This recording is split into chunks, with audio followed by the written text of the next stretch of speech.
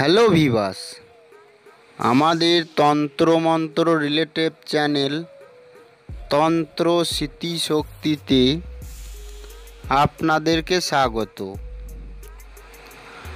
আজ আমি আপনাদেরকে এই ভিডিওর মাধ্যমে ভবিষ্যৎ গণনা করার স্বয়ংসিদ্ধ মন্ত্র সম্পর্কে বলবো। আমি যে আগে আপনাদেরকে ভবিষ্যৎ গণনার ভিডিও আর একটা দেব বলেছিলাম বা কমিউনিটি ট্যাবে যেটা দিয়েছিলাম, সেই ভিডিওটি আজকে আমি আপনাদেরকে দিচ্ছি। এই ভিডিওটি দেবার আমার কোনো রকমই ইচ্ছা ছিল না, তো আমাকে অনেকজন হোয়াটসঅ্যাপে মেসেজ করে বিরক্ত করে দিচ্ছে, তাই দিতে বাধ্য হচ্ছি এই ভিডিওটি। এখন আমি বানাচ্ছি রাত্রি 12টা বাজে, তো এটা আমি যে কোনো একটা জায়গায় বানিয়ে দিচ্ছি। আপনারা এই পরীক্ষা বা এই ভবিষ্যৎ গণনার কাজটি করতে হলে আপনারা শুদ্ধ জায়গায়, ভালো সমতল জায়গায় বসে করবেন। আমি একটা যে কোনো জায়গায় বসে বানিয়ে দিচ্ছি। এখন তো গরমের সময়, তো এটা আপনারা এই ভবিষ্যৎ গণনা করতে হলে আপনাদেরকে যা যা লাগবে বা এই ভবিষ্যৎ গণনা করতে হলে যেটা লাগবে, যা প্রয়োজন, সেই জিনিসগুলো আপনারা ভালো করে দেখে নিন। আমি আপনাদেরকে বলছি, আপনারা যদি দেখে বুঝতে পারেন তো ভালো, আর যদি বুঝতে না পারেন তাহলে আমি বলছি আপনারা লিখে নেন। 1 নম্বর আপনাদেরকে লাগবে ধান ঝাড়া বা চাল ঝাড়া কুলো। 2 নম্বরে আপনাদেরকে লাগবে কলা গাছের পাতা বা কলার পাতা। 3 নম্বর লাগবে আপনাদেরকে ধান, বা যেটা ছবিতে আপনারা দেখতে পাচ্ছেন ধান লাগবে আপনাদেরকে 5টা। আর তারপর লাগবে আপনাদেরকে 5টা ধুর বা ঘাস। এবং আপনাদেরকে আর একটা জিনিস লাগবে, সেটা হচ্ছে নোড়া। আপনারা যেটা ছবিতে দেখতে পাচ্ছেন বা হাত দিয়ে যেটা ঘোরানো হচ্ছে, ওটাকেই নোড়া বলা হয়, বা ওটাই লাগবে। এই ভবিষ্যৎ গণনাটি হচ্ছে, এটিকে বলা হয় পুতা ঘোরানো, ঠিক আছে? তো এই সামগ্রীগুলো আপনাকে আপনাদেরকে কুলোটা প্রথমত দিতে হবে, বা আপনারা ভিডিওটি ভালো করে দেখুন, বুঝুন, আর আমি বলছি শুনে নেন। প্রথমে আপনাদেরকে কুলোটা দিতে হবে, তারপর আপনাদেরকে দিতে হবে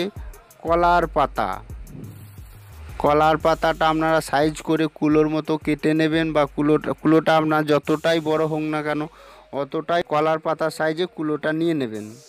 তারপর আপনাদেরকে নোড়াটা আপনাদেরকে কলার পাতার ওপরে চাপাইতে হবে।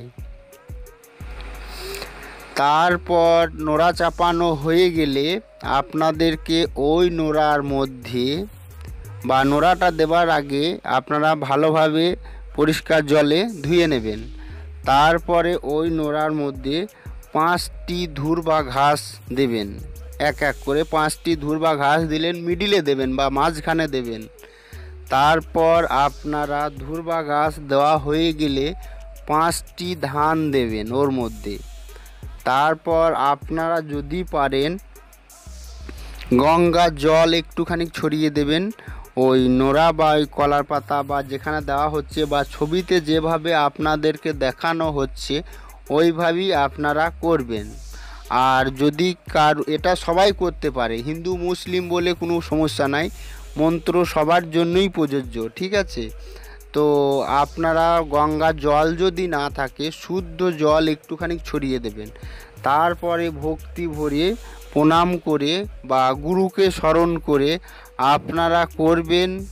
অবশ্যই আপনারা যা জানতে চাইবেন একদম 100% 100% আপনারা গ্যারান্টি রেজাল্ট পাবেন, বা এটাতে কোনো রকম আপনাদেরকে ভুল দেখাবে না বা ভুল বলবেও না। আপনারা যেটাই জানতে চাইবেন সেটাই জানতে পারবেন। আপনার কাছে যদি কেউ আসে পরীক্ষা করার জন্যে বা সে কী জন্য এসেছে, তো আপনি পরীক্ষা করে বলে দিতে পারবেন কী জন্যে এসেছে, কেন এসেছে, বা যদি বলে আমার বাড়িতে কি হয়েছে একটু চেক করে দেখে দাও না, তো এর দ্বারা আপনারা সব কিছু চেক করতে পারবেন। এটা কিন্তু স্লো ঘুরবে ঠিকই, কিন্তু একদম মারাত্মক রেজাল্ট। মানে আপনারা যেটাই জানতে চাইবেন কঠিন মানে ভালোভাবে আপনারা জানতে পারবেন।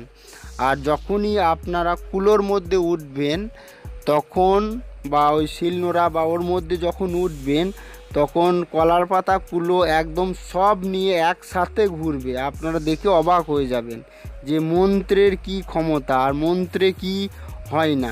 তো আমি আপনাদেরকে এই ভবিষ্যৎ গণনা দিচ্ছি, এরপরেও আমি আপনাদেরকে আর একটা ভবিষ্যৎ গণনা দেব।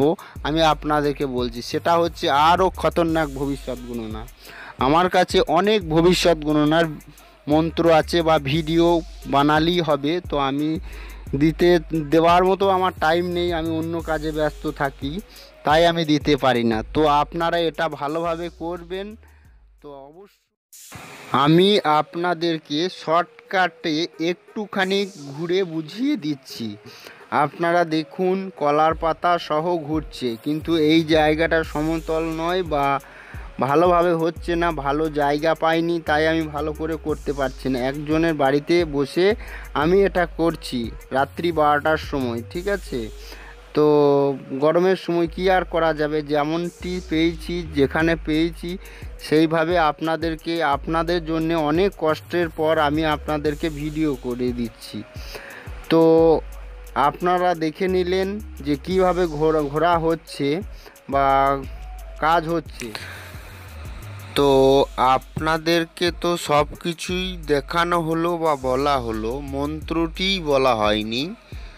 তো মন্ত্রটি আপনারা দেখে নিন। মন্ত্রটি হচ্ছে দোহাই ধর্মরাজের দোহাই, দোহাই ধর্মরাজের দোহাই, দোহাই ধর্মরাজের দোহাই। তো এই মন্ত্রটি আপনারা 3 বার পাঠ করে 3টি ফুঁক দেবেন ওই নোড়ার মধ্যে। তারপরে আপনারা গুরুকে স্মরণ করে বা প্রণাম করে আপনারা নোড়ার মধ্যে উঠবেন। তারপর আপনারা বা আপনাদের মধ্যে যাই প্রশ্ন থাকুক না কেন আপনারা সঙ্গে সঙ্গে তার উত্তর পেয়ে যাবেন। তো এই ছিল আমাদের আজকের ভিডিওটি যদি ভালো লেগে থাকে তাহলে লাইক করুন, আপনার বন্ধুদের সাথে শেয়ার করুন। আপনি যদি আমাদের চ্যানেলে নতুন হয়ে থাকেন তাহলে চ্যানেলটি সাবস্ক্রাইব করুন এবং পাশে থাকা বেল আইকনটি প্রেস করুন। তো দেখা হচ্ছে আগামী পর্বে। ততক্ষণ পর্যন্ত ভালো থাকবেন। ভিডিওটি দেখার জন্য তন্ত্র স্মৃতিশক্তি চ্যানেল থেকে আপনাদেরকে জানাই অশেষ ধন্যবাদ।